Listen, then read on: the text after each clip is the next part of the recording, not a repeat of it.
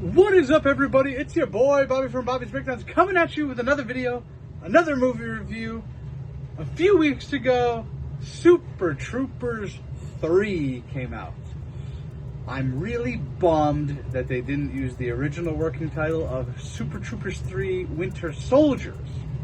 They dropped that for whatever reason. But we are going to be reviewing, recapping, and spoiling Super Troopers 3. So if you haven't seen Super Troopers 3 yet, and you want to, this is like your 60-second warning. Click off now. I'll be here when you get back. Watch it, come back and watch my review, and then we'll be squared away. So with that being said, let's dive right in. So I'll say this off the bat. Was it a great movie? No. None of the Super Troopers are really that great, but as long as they're funny and entertaining, I'm down. And this one was. I was entertained. So we start off with Farva, the fan favorite, and he's at an Indian festival, because why not, right?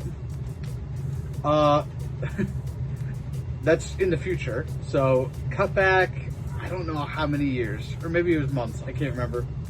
We see Thorny talking to his sister on the phone, and her car gets clipped by somebody. She spins out, she goes in the woods, car flips, and she's about to die because she smells gas, the gas is pouring out. And who comes to save the day? Farva. And she starts kissing him, and Thorny's like, oh no. And she's like, I found my man. And of course that leads to the wedding, which is what the whole movie is based around. And then we see the squad again, and it is good to see them. They tried a TV show a few years back, Tacoma FD, which was pretty good. It just didn't last long. And they're talking about all different kinds of syndromes, from Stockholm to whatever. And then we see Captain O'Hagan. He's retired now, but he still likes hanging around. And he hasn't skipped a beat. He's still the most relentless, grueling, mean person. And he's telling them about his girlfriend, and nobody in the squad believes that he has a girlfriend from out of town. We'll get back to that.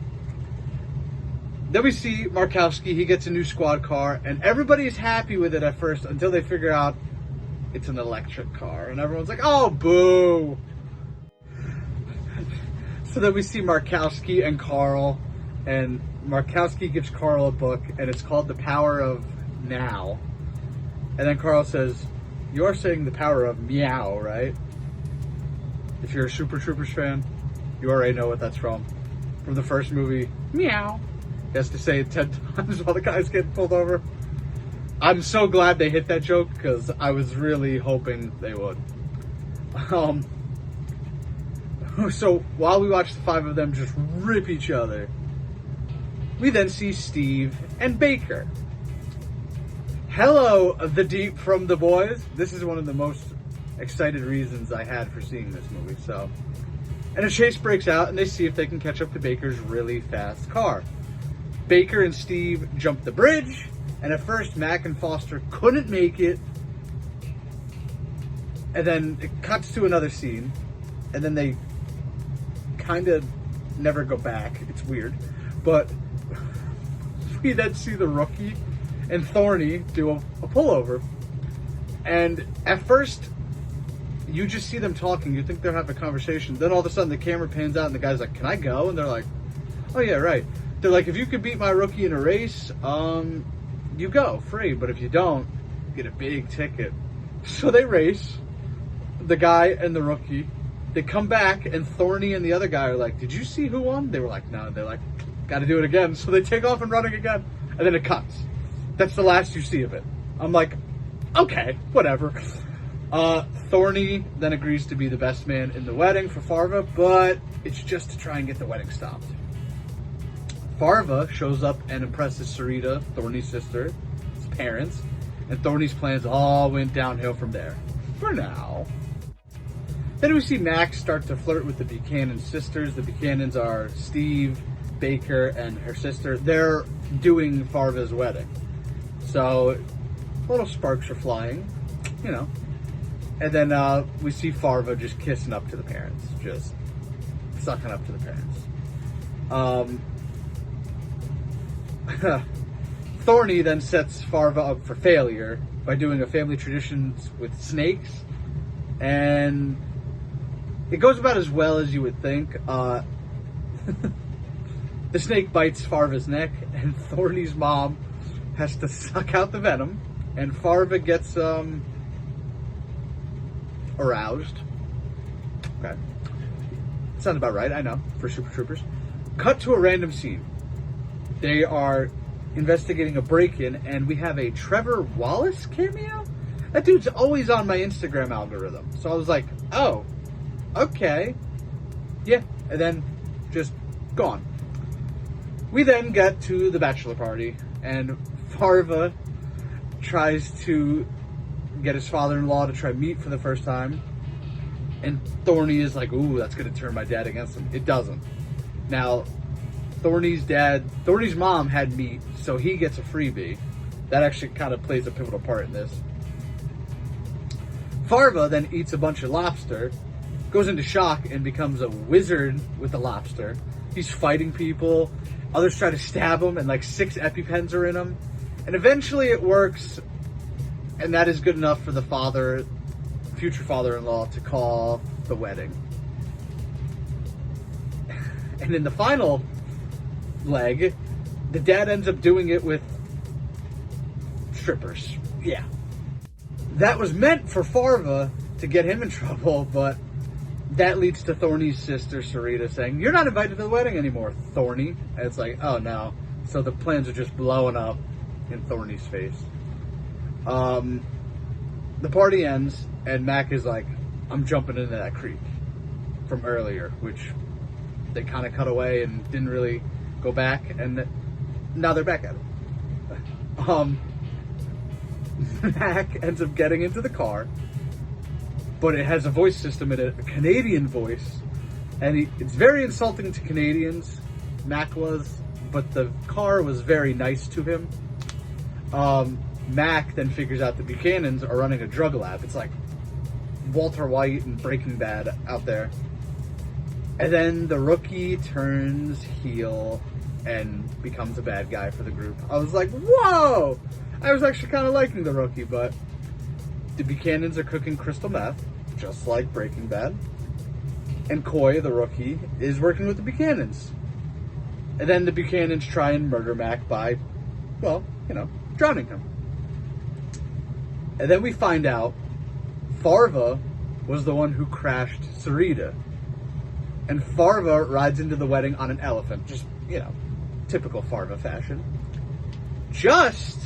And this wedding is just chaotic at this point. Just as Mac is about to die, the electric police car saves his life. He's like, I'm coming for you, bud. Those Canadians are creative. And that car jumps the creek by itself. Thorny then crashes the wedding, and Farva comes clean about how they met. And then the crazy car crashes through the wedding, literally. And they call that car Evie.